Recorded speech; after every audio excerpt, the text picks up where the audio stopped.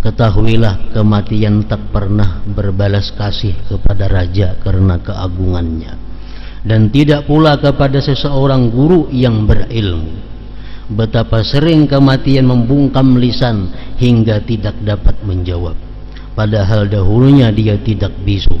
Dahulu istanamu makmur dan mulia, kini kuburmu tersembunyi di antara banyak kuburan. Jadi malakal maut ini bila kita diam, inya mendatangi. Namun kita lari, kita malah datang kepadanya.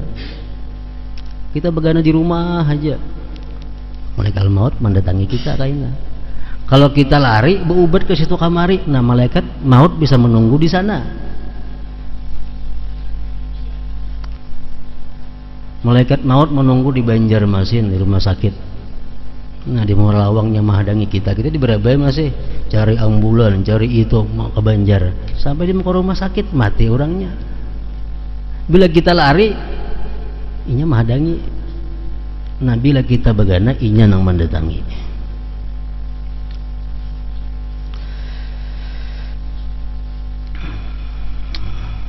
Pada kuburan lain juga ditemukan syair berikut, ya ayyuhan nas kana li amalun qassara bi an bulughihil ajalu falyattaqillah rabbahu rajulun amkanahu fi hayatihil amalu. Wahai manusia, dahulu aku punya cita-cita, tetapi ajal membuatku tak mampu mencapainya. Kalau kita cita nang baik, untung. Cita-cita menghafal Quran, cita-cita hendak sembahyang tahajud terus, cita-cita hendak sembahyang duha terus, bagus nih tuh. Nang menyakitkan ini cita-cita duniawi nang kada tercapai. Oleh karena itu hendaknya manusia bertakwa kepada Allah, Tuhan yang memberi kekuatan untuk beramal semasa hidupnya. Di antara ucapan hikmah Luqman alaihi salam, jika ada suatu persoalan dan engkau tidak tahu kapan dia akan menjumpaimu, maka bersiap-siaplah untuk menemuinya sebelum dia mengejutkanmu. Lampu pajah tiap malam, sesuatu hal yang pasti akan terjadi. Kalau kita sudah bersedia perlengkapan, ada lampu tabung, ada lilin, ada pajah lampu, ada abut lagi, kita kuciakan lagi. Nanang sakitnya orang kada bersedia apa-apa, lampu tabung kada, maka sudah tahu lampunya pasti suatu saat akan mati kayaknya. Nah jadi Luqman Hakim ini salah seorang anbiya. Menurut sebagian ulama ada yang mengatakan hanya aulia. Jika ada sesuatu persoalan dan engkau tidak tahu kapan dia akan menjumpaimu, maka bersiap-siaplah untuk menemuinya sebelum dia mengejutkanmu. Rasulullah sallallahu alaihi wasallam bersabda, man mata wa huwa ya'lamu an la ilaha illallah dakhala al-jannah. Barang siapa mati dan dia mengetahui bahwa tidak ada Tuhan kecuali Allah, maka ia akan masuk surga. Ini adalah kurang lebih dengan hadis yang mengatakan, man kana akhiru kalamihi la ilaha illallah dakhalal jannah. Orang yang akhir kalamnya, akhir kata-katanya dalam dunia ini la ilaha illallah, masuk surga. Tapi kalau kata-kata saja kada cukup, mesti diiringi dengan hati. Hadis ini menyempurnakan, man mata wa huwa ya'lam. Siapa mati dan dia meyakini bahwa tidak ada Tuhan selain Allah, dakhalal jannah. Jadi artinya kalau kita dalam hati meyakini la ilaha illallah, tapi kada bisa tak ucapkan di mulut la ilaha illallah, kada termasuk. Atau mulut kita mengucapkan la ilaha illallah tapi hati kita kada ingat kepada Allah, kada termasuk juga. Jadi mesti berbaringan. Akhir kalam kita itu la ilaha illallah, hati pun meyakini bahwa tidak ada Tuhan selain Allah. Nah hanyar itu nang dakhalal jannah, masuk surga.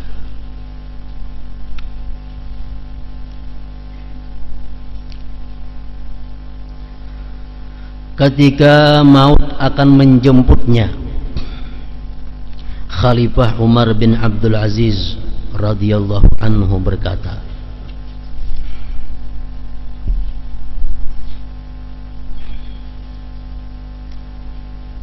telah engkau perintahkan aku beliau menghitab kepada Allah, beliau mandiri Allah Ta'ala.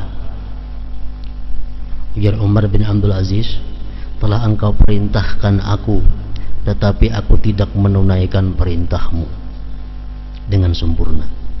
Telah engkau larang aku, tetapi aku melanggar laranganmu. Setelah berkata demikian sebanyak 3 kali sidin ulang, beliau radhiyallahu anhu kemudian berkata, walaupun demikian, la ilaha illallah, tidak ada Tuhan kecuali Allah, dan beliau pun meninggal dunia yang fana ini. Nah, ini Umar bin Abdul Aziz radhiyallahu anhu. Jadi sesudah beliau mengatakan la ilaha illallah, habis. Nah, ini bujur-bujur warnanya husnul khatimah yang sangat utama. Kalau kita mati mengucap Allah Allah Allah, husnul khatimah juga. Atau mati mengucap Allahu Akbar, husnul khatimah juga. Atau kita berselawat mati, husnul khatimah juga ngarannya. Nah, kalau la ilaha illallah, nah ini yang paling tinggi derajat husnul khatimah. Akhir kalamnya la ilaha illallah. Umar bin Abdul Aziz ini beliau wafat pada 20 Rajab tahun 101 Hijriyah. Tahun 101 abad pertama nih. Beliau ini adalah buyut oleh Umar bin Khattab radhiyallahu anhu. Mama Sidin itu Ummu Asim, cucu Asim, Ummu Asim ngarannya. Abahnya Mama Sidin itu ngarannya Asim. Nah, abahnya Asimnya Umar bin Khattab. Jadi buyut oleh Umar bin Khattab. Umar bin Abdul Aziz ini merupakan khalifah Amirul Mukminin. Menurut sebagian ahli sejarah mengatakan yang ke-14 setelah Rasulullah sallallahu alaihi wasallam. Yang ke-14. Jadi sejarah kita mencatat, sejarah Islam mencatat bahwa khalifah-khalifah yang ada baik dari Bani Abbasiyah, baik dari Bani Amawiyah dan bani-bani yang lainnya, tercatat di situ bahwa khalifah yang benar-benar sesuai dengan jejaknya Rasulullah hanya 5.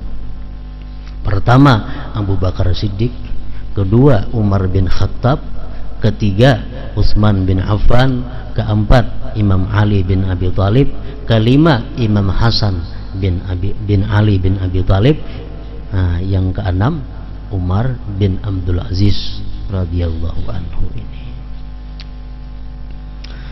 Jadi di dalam manaqib beliau, waktu beliau ini diangkat menjadi khalifah yang ke-14,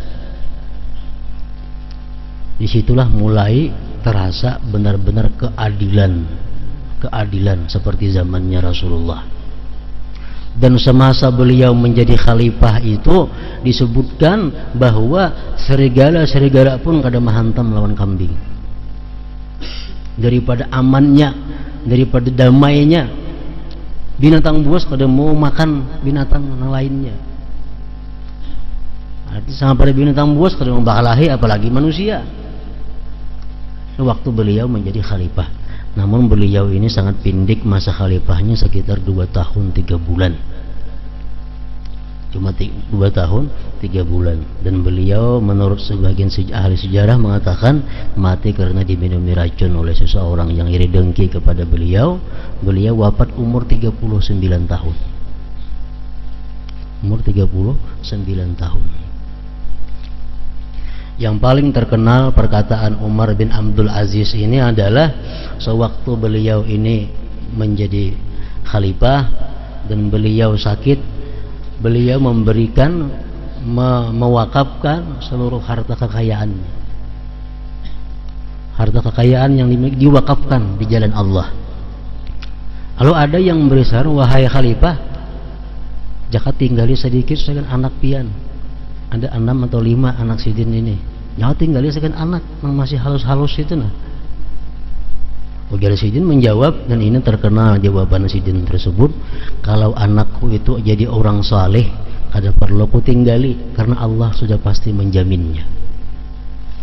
Kalau anakku ini bakal jadi orang jahat, buat apa aku meninggalin yang jahat jadi siksa lawanku di kubur nantinya. Nah itu perkataan Umar bin Abdul Aziz radhiyallahu. Kalau anaknya jadi orang saleh, sekenapa ditinggali? Allah sudah pasti menjamininya. Allah yatawalla salihin, Allah memelihara, mengurus orang-orang saleh. Buat apa aku meninggali harta kalau anakku orang saleh? Kalau anakku orang jahat, buat apa aja aku tinggali harta? Menjadi siksa lawan aku nanti di dalam kubur. Jadi harta baik diwakafkan seluruhnya sebelum wafat. Nah itu Umar bin Abdul Aziz ini orangnya. Cocok saja matinya pun akhir kalamnya la ilaha illallah. Rasulullah sallallahu alaihi wasallam bersabda, "Zuru mautakum fasallimu alaihim wa sallu alaihim fa inna lakum bihim ibrah." Berziarahlah kepada orang-orang yang telah meninggal di antara kalian, ucapkan salam kepada mereka dan doakanlah mereka, sebab sesungguhnya kalian akan mengambil pelajaran dari mereka. Hadis riwayat Ibnu Abi Dunya.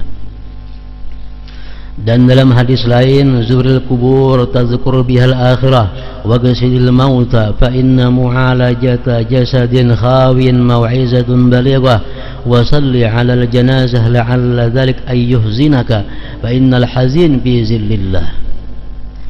Berziarahlah ke kubur, kamu akan mengingat akhirat. Mandikanlah orang mati, sebab memandikan tubuh yang kosong dari roh merupakan nasihat terbaik.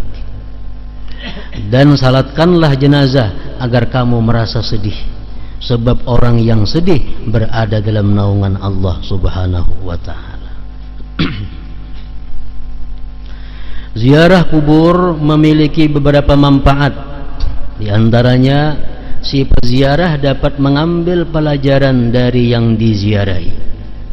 Ingat akan keadaan mereka dan menyadari bahwa kubur adalah rumah masa depannya. Kalau kita ziarah ke kubur, kita di situ membaca Quran, walaupun kita kada berniat, kada berdoa, sampai lawan nang dalam kubur. Lain kita membaca di rumah macam tadi, maka ada niat, bagusnya ada doa. Kalau kita di atas kubur membaca doa, kada perlu niat, kada perlu doa. Sampai sudah bacaan Yasin itu kepada roh nang di dalam kubur itu. Jadi ziarah kubur ini manfaatnya lawan nang hidup ada, lawan nang di dalam kubur pun ada manfaatnya. Makanya jar Nabi kita, zurul kubur, ziarahlah kamu kepada kubur, khususnya laki-laki nang disuruh ziarah kubur ini. Kalau bini-bini, nah itu bini-bini ini disunatkan ziarah kubur. Kalau kubur itu kubur Nabi, kubur wali, kubur ulama-ulama salihin. Itu satu pendapat demikian. Ada pendapat ulama lagi, perempuan pun boleh juga ziarah ke kubur orang tuanya, ke kubur saudara-saudaranya, boleh juga ziarah perempuan. Cuma baik perempuan nang ziarah ke kubur Nabi, ke kubur wali, ke kubur ulama, ke kubur habaib, ke kubur kawan, ke kubur orang tua, nang perlu dicatat oleh bini-bini ini adalah jangan sampai termasuk dalam hadis yang mengatakan la'anallah zuwaratil kubur. Allah melaknat perempuan-perempuan yang ziarah kubur. Kalau perempuan nang ziarah kuburan dilaknat oleh Allah, nang diziarahi kada dapat napa-napa, nang menziarahi karena laknat. Kenapa sebabnya? Karena satu, perempuan ini ziarah kubur tanpa izin suaminya kalau ini bersuami. Yang kedua, perempuan ini ke kuburan memakai pakaian-pakaian yang berhias, walaupun menutup aurat. Tapi perhiasannya perhiasan yang berhias, walaupun tertutup aurat. Nampak perhiasan di tangan, di telinga, di gulu kelihatan. Ini termasuk perempuan yang ziarah kubur dilaknat oleh Allah.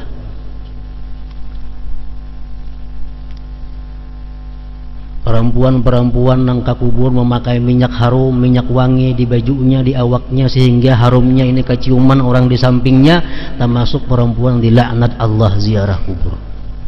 Nah, jadi artinya bini-bini ziarah kubur itu silahkan, catatannya jangan sampai membuka aurat, jangan sampai memakai perhiasan-perhiasan yang kayak tulak ke orang pengantin. Yang ketiga, jangan sampai berharum-haruman dan ciuman kiri kanan muka belakang. Nah, dan menjaga diri dari hal-hal yang kada baik lainnya. Nah, kalau macam itu, ayo aja ziarah bini-bini ke kubur siapakah? Dapat aja berkahnya, dan dikubur pun dapat manfaatnya. Nah, jadi ziarah kubur memiliki manfaat. Nang ziarah dapat manfaat, nang diziarahi pun dapat manfaatnya. Apalagi orang tua nang diziarah ini kuitan. Ujar Nabi kita dalam satu hadis menyebutkan, innar rajula la yamutu waliduhu wa huwa haqqun lahuma.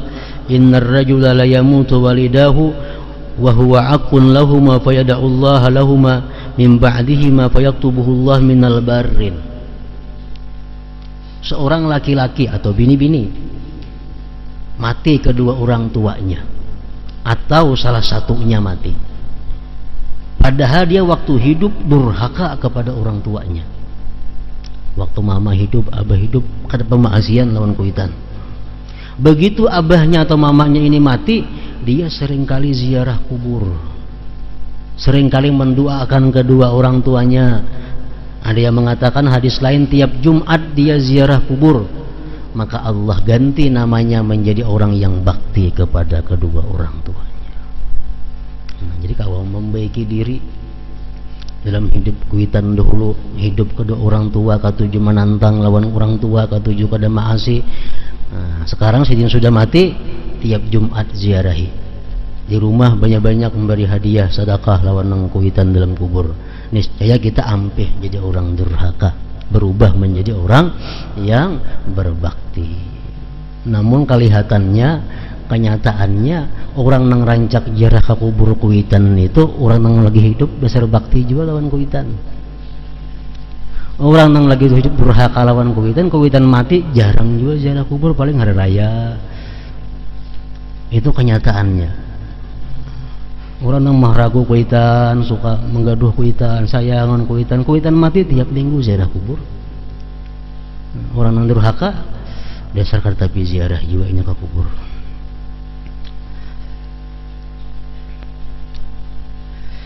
Ketahuilah pada hakikatnya maut adalah perpisahan roh yang memiliki kemampuan untuk mengerti dan memahami dengan jasad. Kita melihat, kita mendengar, kita mempaham, itu karena ada roh. Itu berpisah dengan jasad. Mati merupakan terputusnya kekuasaan roh atas jasad. Setelah berpisah dengan jasad, roh tetap kekal sebagaimana dijelaskan dalam berbagai al-akhbar maupun al-athar, dan terbukti melalui berbagai perenungan. Sesungguhnya roh meninggalkan jasad menuju alam lain. Oleh karena itu sepantasnya seseorang mukmin tidak mencintai dunia yang akan ia tinggalkan sewaktu roh berpisah dengan jasad.